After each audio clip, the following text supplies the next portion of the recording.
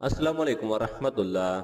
चांद नजर आने का ऐलान होते ही वो तमाम हदूद व क्यू तोड़ दी जाती हैं जिनकी रमजानुल मुबारक के महीने में खासी हद तक पाबंदी की जाती थी।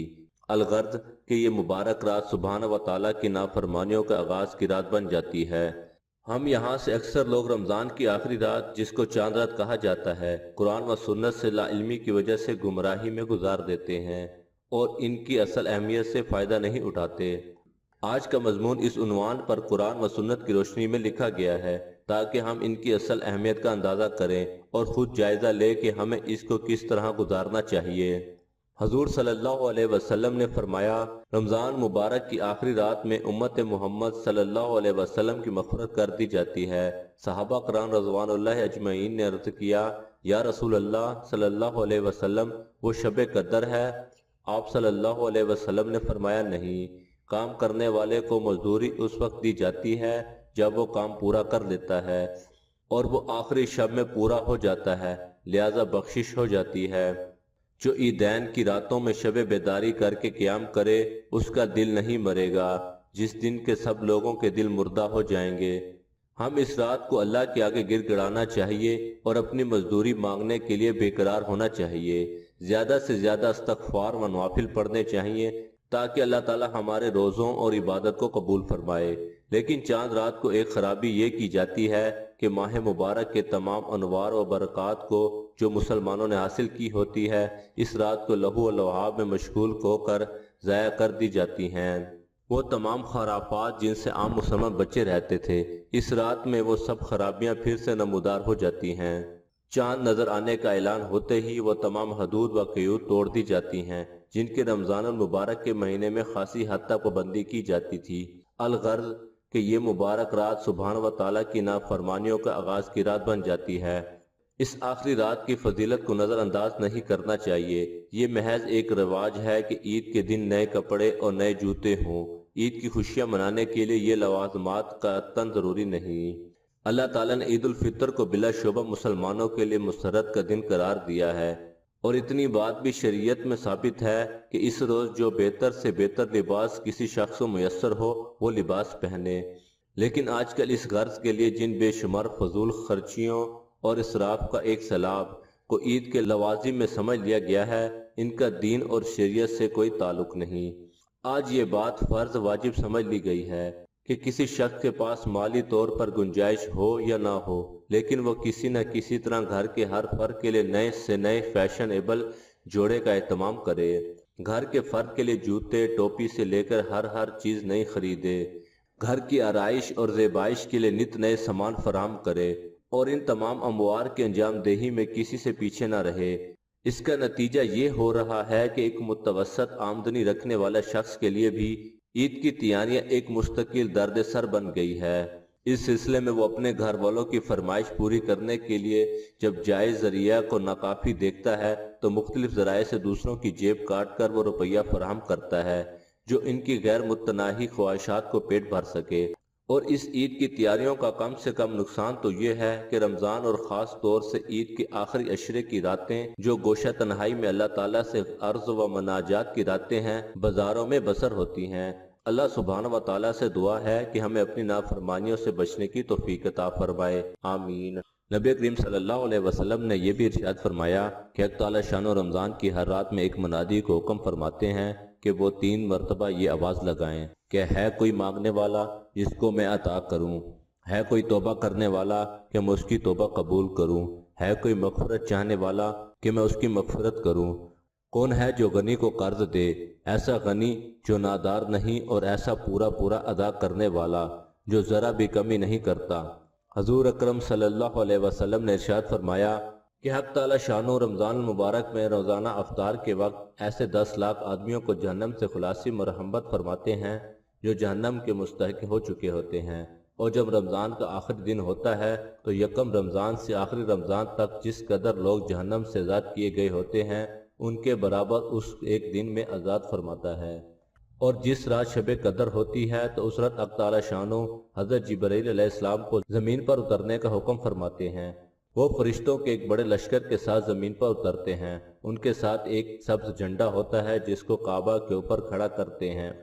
حضرت جبرائیل علیہ السلام کے 100 بازو ہیں، جن میں سے وہ 2 بازو صرف اسی ایک رات میں کھولتے ہیں، جن کو مشرق سے مغرب تک پھیلا دیتے ہیں۔ پھر جب حضرت جبرائیل علیہ السلام فرشتوں کو تقاضا فرماتے ہیں کہ جو مسلمان آج کی رات کھڑا ہو یا بیٹھا ہو، نماز پڑھ رہا ہو یا ذکر کر رہا ہو، اس کو سلام کرے اور اس سے مصافحہ کرے اور ان کی دعاؤں پر آمین کہے۔ صبح تک یہی حالت رہتی ہے۔ جب صبح ہو جاتی ہے تو حضرت جبرائیل علیہ السلام آواز دیتے ہیں کہ اے فرشتوں کی جماعت، اب کوچ کرو اور چلو۔ فرشتے حضرت جبرائیل علیہ السلام سے پوچھتے ہیں کہ اللہ تعالیٰ نے احمد صلی اللہ علیہ وسلم کی امت کے مومنوں کی حاجتوں اور ضرورتوں میں کیا معاملہ فرمایا؟ وہ کہتے ہیں کہ اللہ تعالیٰ نے ان پر توجہ فرمائی اور 4 شخصوں کے علاوہ سب کو معاف فرمایا۔ صحابہ نے عرض کیا، وہ 4 شخص کون سے ہیں؟ حضور صلی اللہ علیہ وسلم نے ارشاد فرمایا، ایک وہ شخص جو شراب کا عادی ہو، دوسرا وہ شخص جو والدین کی نافرمانی کرنے والا ہو، تیسرا وہ شخص جو قطع رحمی کرنے والا اور ناتا توڑنے والا ہو، چوتھا وہ شخص جو دل میں کینہ رکھنے والا ہو اور آپس میں قطع تعلق کرنے والا ہو۔ پھر جب عید الفطر کی رات ہوتی ہے تو اس رات کا نام آسمانوں پر لیلۃ الجائز یعنی انعام کی رات رکھا جاتا ہے، اور جب عید کی صبح ہوتی ہے تو حق تعالی شانو فرشتوں کو تمام شہروں میں بھیجتا ہے۔ وہ زمین پر اتر کر تمام گلیوں اور راستوں کے سروں پر کھڑے ہو جاتے ہیں، اور ایسی آواز سے کہ جس کو جنات اور انسانوں کے علاوہ ہر مخلوق سنتی ہے، پکارتے ہیں کہ اے حضرت محمد صلی اللہ علیہ وسلم کی امت، اس کریم رب کی درگاہ کی طرف چلو جو بہت زیادہ عطا فرمانے والا ہے اور بڑے سے بڑے قصور کو معاف کرنے والا ہے۔ پھر جب لوگ عیدگاہ کی طرف نکلتے ہیں تو حق تعالی شانو فرشتوں سے دریافت فرماتے ہیں کہ کیا بدلہ ہے اس مزدوروں کا جو اپنا کام پورا کر چکا ہو؟ وہ عرض کرتے ہیں، اے میرے معبود اور میرے مالک، اس کا بدلہ یہی ہے کہ اس کی مزدوری اس کو پوری دی جائے۔ تو حق تعالی شانہ ارشاد فرماتے ہیں کہ اے میرے فرشتوں، میں تمہیں گواہ بناتا ہوں کہ میں نے ان کو رمضان کے روزوں اور تراویحوں کے بدلے میں اپنی رضا اور مغفرت عطا کر دی۔ اور بندوں سے خطاب فرما کر ارشاد ہوتا ہے، اے میرے بندو، مجھ سے مانگو، میری عزت کی قسم، میرے جلال کی قسم، آج کے دن اپنے اس اجتماع میں مجھ سے اپنی آخرت کے بارے میں جو سوال کرو گے میں پورا کروں گا، اور دنیا کے بارے میں جو سوال کرو گے اس میں تمہاری مسلط دیکھوں گا۔ میری عزت کی قسم کہ جب تک تم میرا خیال رکھو گے میں تمہاری لغزشوں پر ستاری کرتا رہوں گا اور ان کو چھپاتا رہوں گا۔ میری عزت کی قسم اور میرے جلال کی قسم، میں تمہیں مجرموں اور کافروں کے سامنے ذلیل اور رسوا نہیں کروں گا۔ بس اب بخشے بخشائے اپنے گھروں کو لوٹ جاؤ، تم نے مجھے راضی کر دیا اور میں تم سے راضی ہو گیا۔ بس فرشتے اس اجر و ثواب کو دیکھ کر جو اس امت کو افطار یعنی عید الفطر کے دن ملتا ہے خوشیاں مناتے ہیں اور کھل جاتے ہیں۔ حضرت ابو امامہ الباہلی رضی اللہ تعالیٰ عنہ سے مروی ہے، حضور اقدس صلی اللہ علیہ وسلم نے ارشاد فرمایا کہ جو شخص دونوں عیدوں یعنی عید الفطر اور عید الاضحیٰ کی راتوں کو ثواب کی نیت سے عبادت کے لیے کھڑا ہوا تو اس کا دل اس دن نہیں مرے گا جس دن اور لوگوں کا دل مردہ ہوگا۔ شیخ الحدیث اس حدیث کے شرح میں فرماتے ہیں کہ دل کے مردہ ہونے کے 2 مطلب ہو سکتے ہیں، ایک یہ کہ فتنہ و فساد کے وقت جب لوگوں کے قلب پر مردانی چھاتی اس کا دل زندہ رہے گا، اور دوسرا مطلب یہ بھی ہو سکتا ہے کہ ممکن ہے کہ سور پھونکے جانے کے دن اس سے مراد ہو کہ اس کی روح بیہوش نہ ہوگی۔